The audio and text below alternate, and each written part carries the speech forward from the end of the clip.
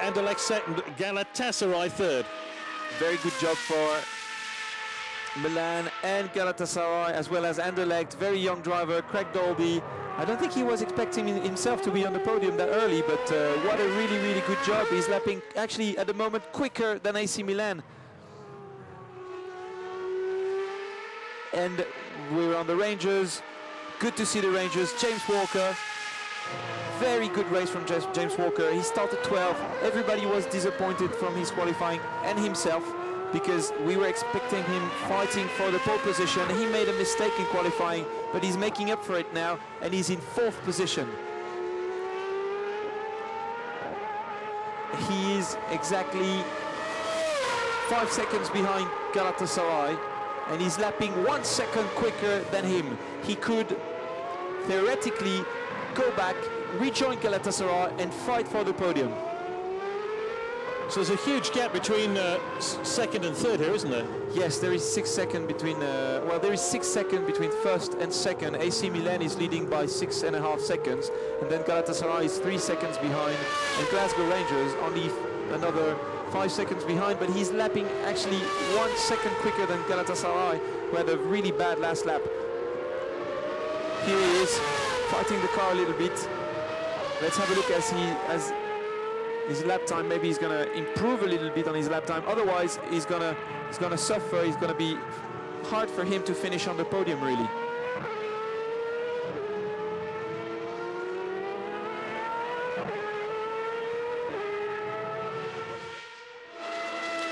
Milan still lead, and they have what As 6 second lead on Anderlecht, who are in second place. Rangers 1.2 seconds quicker than Galatasaray on the last lap. If he carries on at this pace, he will be back and be fighting for the podium, challenging Galatasaray for the podium. So really it's down to Rangers now to try and get inside that top 3, but the top 3, Milan, Anderlecht and Galatasaray. And there's Robert Doornbos behind the wheel of the Milan car. Such a disappointing Donington, but it's all changed at the Nurburgring. Yes, he's now lapping in 1:45.2. Good lap. Anderlecht quick as well. Galatasaray pushing and bettering his lap time, a 45.7. So Glasgow Rangers on that lap only went 0.3 quicker. And you can see Anderlecht sliding all over the place. Very good job from Craig Dolby. He has to keep it together. The race is not over yet. Another 6 minutes plus 1 lap to go. It's a race on here really for second, third and fourth. Yes, very nice line, nice and tidy. You see the car though, the tires going away. There's not such a great level of mechanical grip anymore.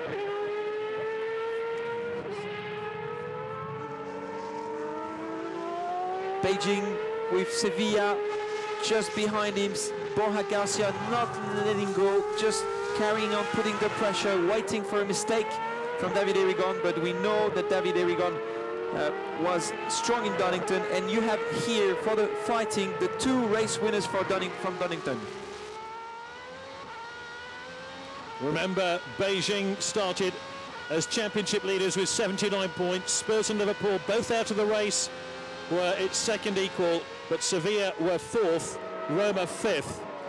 Roma out of the race as well, so not great fortunes enjoyed by the leading championship teams here at the Nurburgring. Sevilla and Beijing lapping at the same lap times, but you could see behind them, far in the screen, there is Corinthians. Corinthians are making up for the bad pit stop they had, and he's lapping in the 44s. He's the only car on track now lapping in the 44s, 44.6. As it stands, Beijing would leap into the championship lead, Sevilla would be second, Spurs would be third despite the fact they're out, Liverpool would be 4th, PSV 5th. Yes. So this is a terrific effort for Beijing, who are about to take over the championship leadership. Basically, Liverpool is out as well as the Spurs, so it doesn't change anything for the 3rd spot in the championship. But look at the Corinthians. He's just there. He's coming back onto Sevilla and Beijing.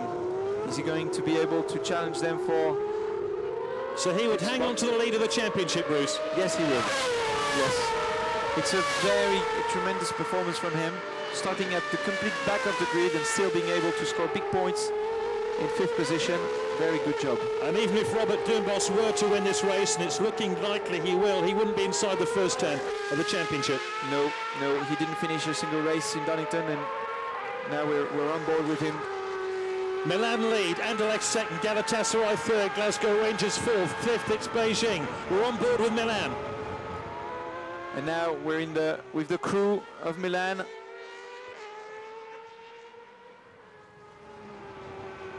We're back on board with Milan. Let's listen at the V12. Can he be caught now? No way. He's home and hosed. But you never know until the finish of the race. The race is finished once you cross the flag, and anything could happen. He could still do a mistake, but he's a strong, solid driver. The big problem he's going to have in race 2 is he's going to start right at the back of the grid. Remember, the grid is reversed for race 2 here at the Nurburgring. That's the way the Superleague Formula all works out. Yes, and he will have to try to do as well as Beijing, who was starting at the back of the grid and is now in the top 5. So the big winners here really for race 1 here. Sevilla, he'll come up to second in the championship. Yes, indeed, Sevilla did a really good job, as well as Beijing. I think they both look very strong for the championship, because if they're steady and all the time scoring big points like this, even when they start at the back, then it's looking good for them.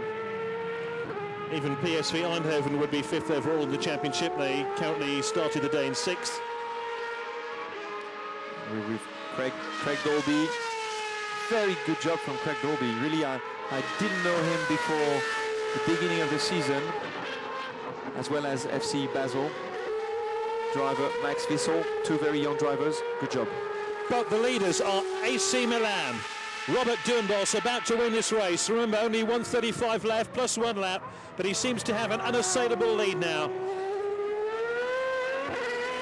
As he comes into this right-hand turn, and then he'll go into the start-finish area.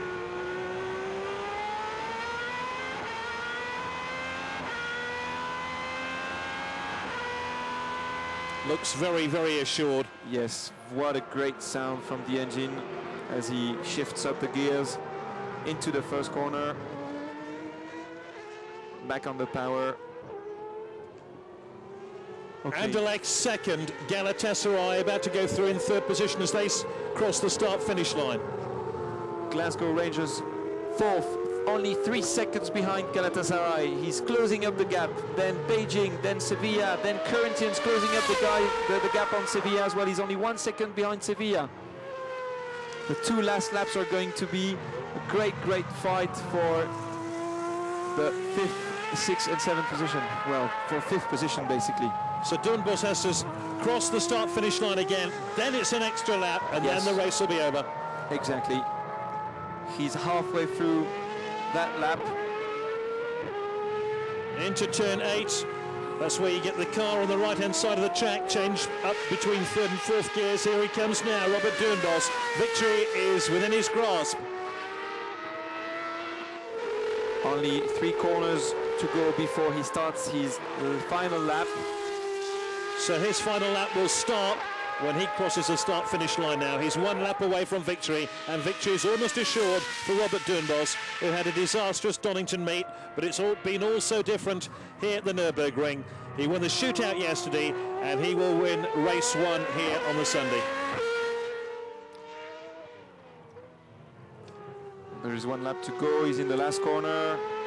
His final lap will start now. 1 lap to go for Robert. 2nd is Anderlecht. 3rd, Galatasaray. 4th, Glasgow Rangers, and then Beijing. Any chance of Rangers catching Galatasaray to get onto the podium? Maybe. Let's have a look on the last lap where they are. That's Anderlecht in 2nd place. AC Milan. There's Milan. The checkered flag is imminent now. We're staying with the leader, Robert Doornbos. He seems ready to win race 1.